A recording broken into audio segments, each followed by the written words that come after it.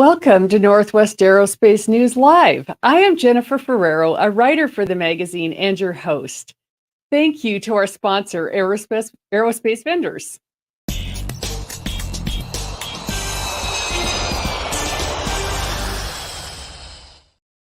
In today's episode, we talk with Beth Hacker of JCATI. They fund collaborations between the aerospace industry and academic researchers in Washington State. Let's welcome today's guest, Beth. Welcome. Hi, Jennifer. Great to be here. Thank you for coming to the show. Well, let's start with a big picture perspective. When and why was JCATI started and how long has it operated? Yes, so JCATI, which actually is the abbreviation for the Joint Center for Aerospace Technology Innovation, was created in 2013 actually by the Washington State Legislature.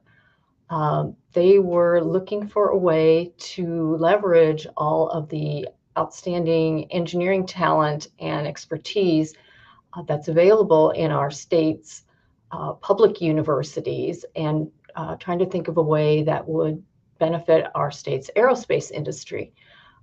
As you know, aerospace is a key component of our state's economy, whether that be with commercial airplanes, defense, UAVs, space sector, all of that.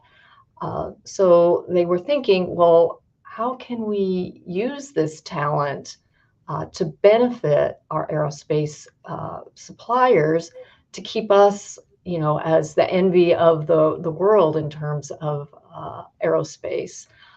And then on the flip side, it was, well, at the same time, how can we get engineering students interested and have exposure to aerospace industry? Engineering students these days have a lot of different options of places that they can go for jobs in their career, and how can we get them to be focused on aerospace? So JCATI was created to fund faculty and students to work on targeted aerospace projects. How we do that is we have partnerships between an academic and an industry, and they submit an application. And if they are funded, then we will fund them for a year. So we're funding the faculty and the students to work on these problems for them. So currently we are open for our request for proposals, and also they will be due on March 1st. So since 2013, we've actually helped 83 different aerospace companies in Washington of all sizes work on technology pain points that they have that's keeping them or holding them back from making a breakthrough that helps them with their bottom line and or technically.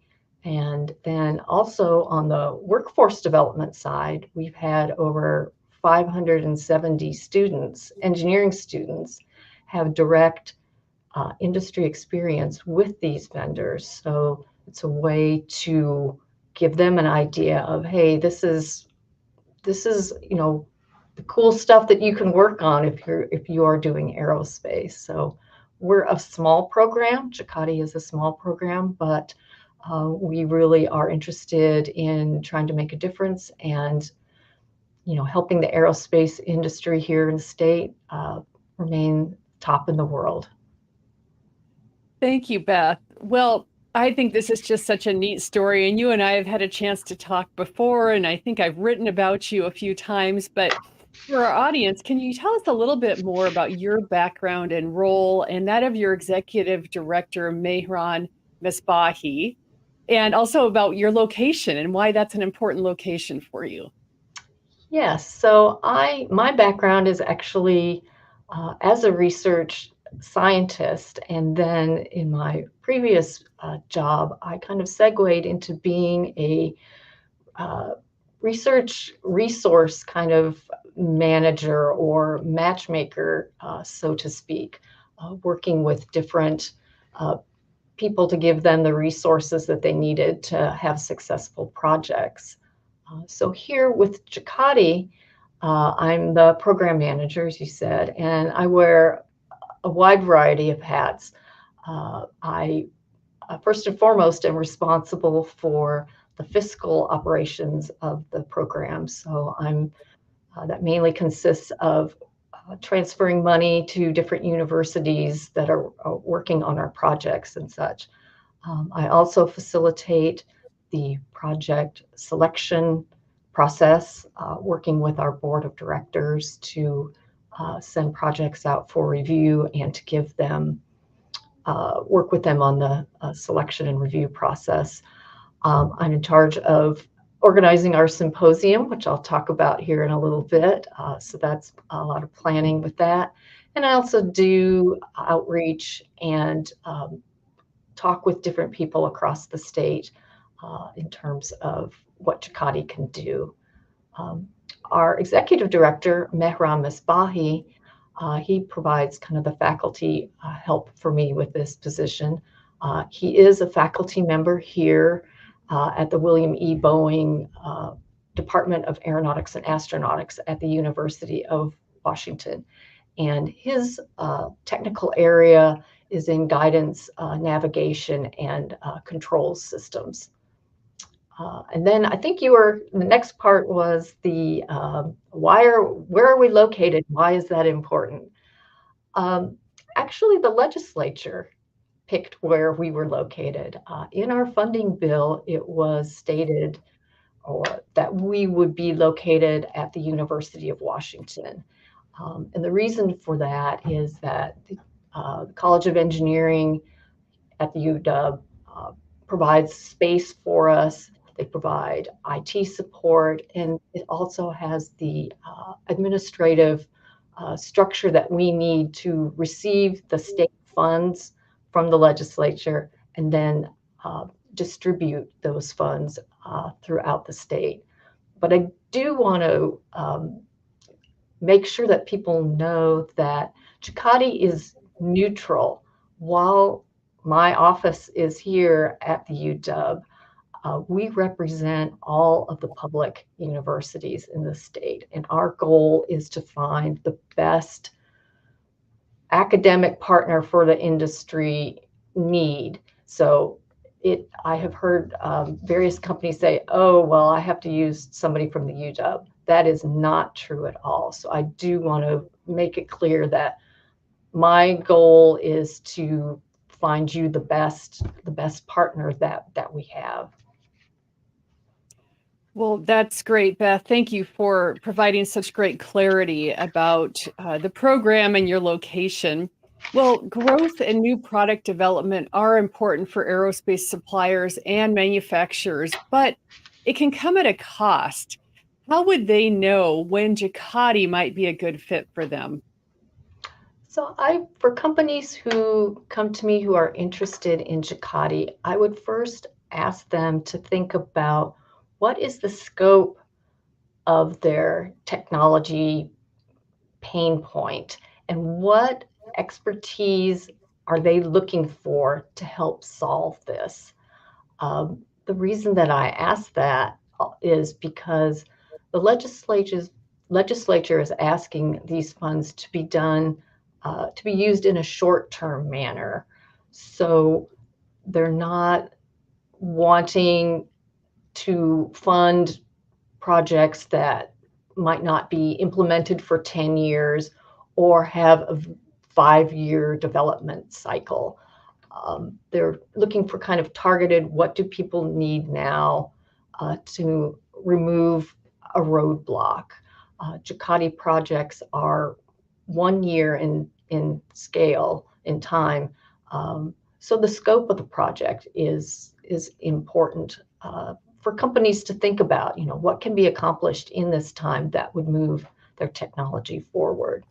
And then another aspect I would ask them is kind of what is the bandwidth that they have associated with this project. Now, the faculty and students don't need constant monitoring, but there will be, decision points in the program. What do we do with the data that we've gathered? How do we move forward? Things like that. So, there will be company input, will be needed in order to make the project a success, and then to transition it back to the company to move them ahead to the next step. So those are just a couple of things that I discuss with companies when they come to me in terms of how is this a good fit for what they need. Well, can you share a story or some examples about when a manufacturer partnered with JCATI on new product development and how it went to market? And I know you have some confidentiality, so even if you speak in general terms, kind of give us a picture of what that looks like. Yeah, of course. Yeah, unfortunately, I can't share our success stories in any great detail, like you said, due to confidentiality. But we have helped multiple companies have a very successful products or results with that. So as one example would be kind of in the composites sector. This is a very important sector for the state of Washington. We've helped companies with their manufacturing processes, things actually on the floor, helped companies with simulations. Um, they don't have the software to run things that they are interested in, and the universities do. We've had different testing of composite materials for that. Another area are other specific materials, non-composites, that are being manufactured for aircraft and for space applications. So we've had different projects with that. We've had software projects. Some companies need an algorithm written or some kind of programming done for them for an application they are working on. We are also have been moving into the area, or companies have been coming up into kind of the newer sectors for the state. So in terms of electric aircraft, we've had projects working on batteries, sustainable aviation. We've had different alternative fuel projects, fluids, structures, safety. So when JCATI talks about aerospace, it's a pretty big tent that we're talking about. So those are just some broad categories and examples of things that we've worked, that JCATI faculty and students have worked on for industry.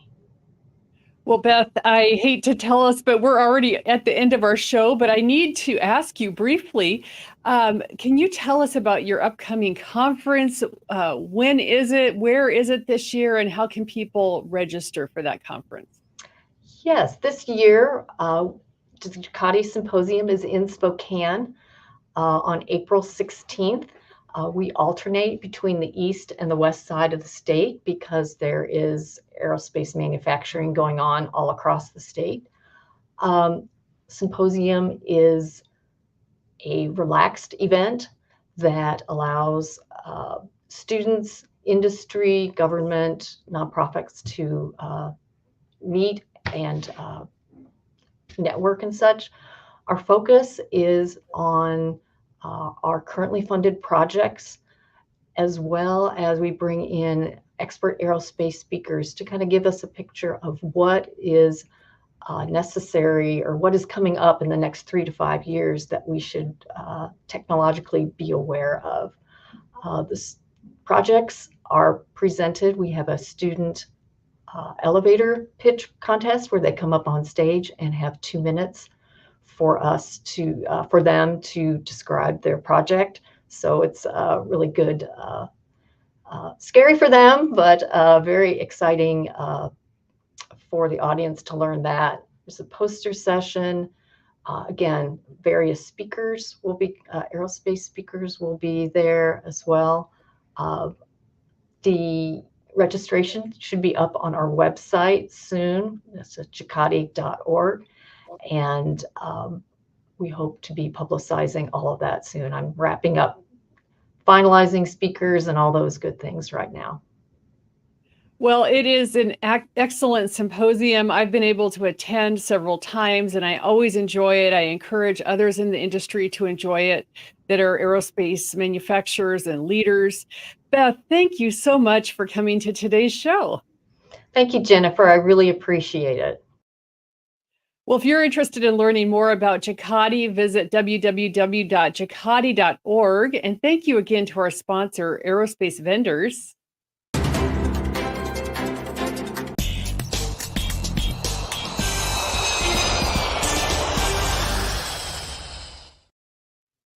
Until next time, keep engaging with the aerospace manufacturing news you need to know in the Northwest with Northwest Aerospace News Magazine. Goodbye.